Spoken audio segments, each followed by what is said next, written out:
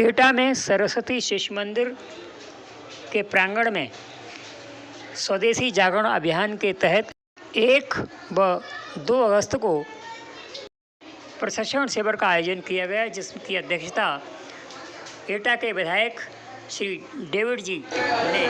मंच का संचालन फिरोजाबाद से डॉक्टर DR वर्मा ने किया और उत्तर प्रदेश के सभी कार्यकर्ता जगह जगह से उपस्थित हुए और सबने अपने विचार प्रस्तुत किए। बेस्ट इंडिया न्यूज़ से मैं रामेंद्र पास हैं, जुड़िए, देखते बेस्ट इंडिया न्यूज़।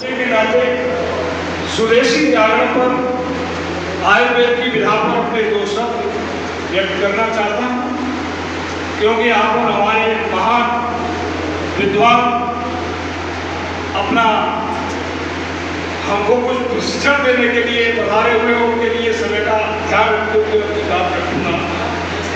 हमारे जैसा कि आप सभी लोगों ने सुना है कि समुद्र मंथन जब हुआ तो समुद्र मंथन में शेषनाग की रोशनी बनाई गई और पर्वत को उसमें वो बनाया गया। पर्वत से लपेट कर शेषनाग को एक तरफ देवता थे, तो उस मंथन से 14 रत्न निकले थे। उन 14 रत्नों में से एक रत्न भगवान धन्वंतरी महाराज थे, जिन्होंने आयुर्वेद की स्थापना की। हमारे देश में बहुत बड़े ग्रंथ लिखे गए, चर्च संस्था, सुश्रुत संस्था।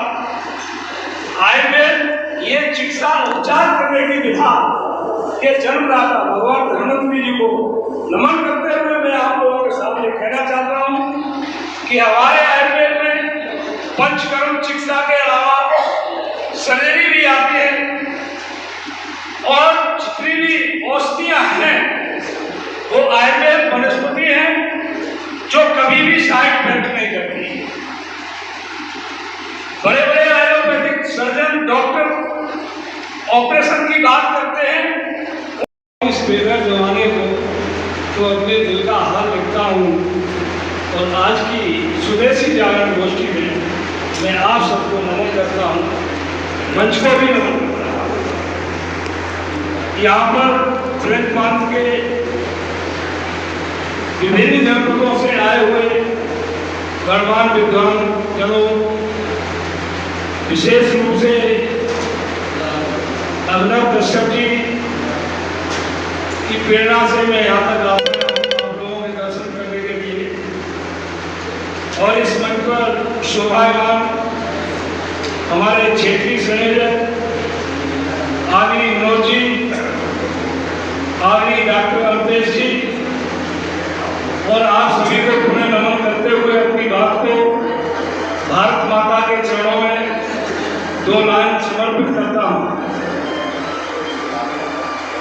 माँ भारती हम सब गाएं तेरी आरती, माँ भारती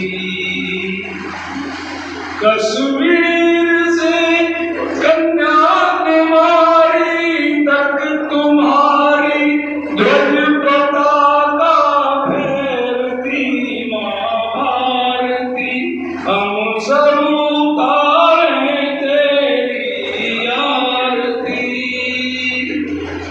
उत्तर में हिमालय खड़ा है, उत्तर में हिमालय खड़ा है, बन हमारा सारथी, माँ भारती हम सब उतारें तेरी आरती।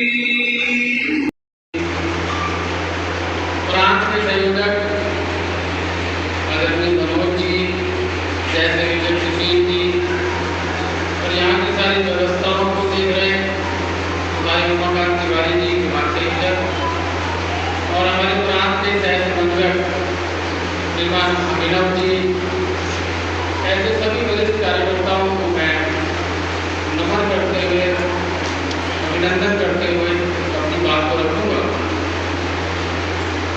स्वदेशी जागरण मंच की विकास यात्रा का विषय मुझे जैसे पता चला कल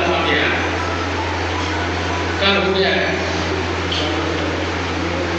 और मेरा जो विषय है वो थोड़ा सा उसको भी टच करेगा लेकिन मेरे विषय में जो मैं कहना चाहता हूँ वो ये है कि युगानुकूल स्वदेशी, एक हम शब्द इस्तेमाल करते हैं युगानुकूल स्वदेशी, यानी स्वदेशी भी समय समय पर बदला है। स्वदेशी की परिभाषा बदली है ऐसा नहीं है, स्वदेशी के कार्य समय समय पर बदले हैं, क्योंकि देश काल परिस्थिति के अनुसार। तो उस समय की जो परिस्थिति थी तो हमारा नारा चलता था विदेशी कंपनियां भारत छोड़ो भारत छोड़ो भारत छोड़ो। हमारे आइए अलीगढ़ से आइए दीपक जी चलिए अलीगढ़ से भी उन्हें कार्यकर्ता आ गए तीनों का रिश्ते और मैं विपिन जी के स्वागत के लिए सब लोग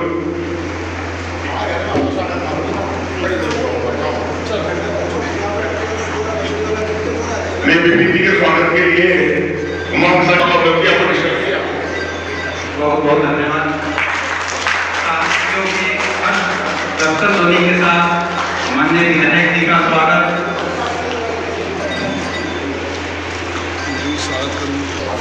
फिरोजाबाद से आए हैं, काफी संघर्षशील है हमारे बिहार वर्मा जी।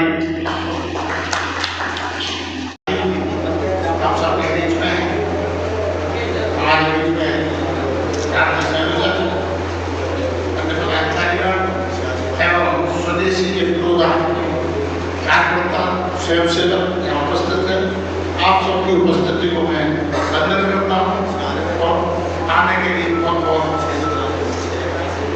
आपका धन्यवाद देता हूँ। और सोच को बहुत सालों सदा मानता हूँ कि पूरे स्वदेशी के मतलब है। और आज के दिन में मजदूरों किसानों के वसीयत स्वदेशी के प्रोग्राम अपने हेगड़े जी को जरूर स्मरण करूँगा कि उनका जो विचार जो भारत के अंदर चला, अपने विचार प्रवाह की एक शाखा में रूप में चला। और उस समय हम सड़कों पर चलते थे तो नारा लगाते थे जब बाजार जाएंगे अन्य तरीके के वार्तालाप में हमारे प्रदर्शन होते थे। हम मुंबई भी गए, चेन्नई भी गए, हम जम्मू कश्मीर भी गए, अपने शिमला भी गए, दिल्ली भी रहे, अनेकों जगह हम लोगों ने बैठकें भी हुई, प्रदर्शन भी हुआ और जागरण अभियान के तहत सड़कों पर बड़ा लंबा मार्च भी।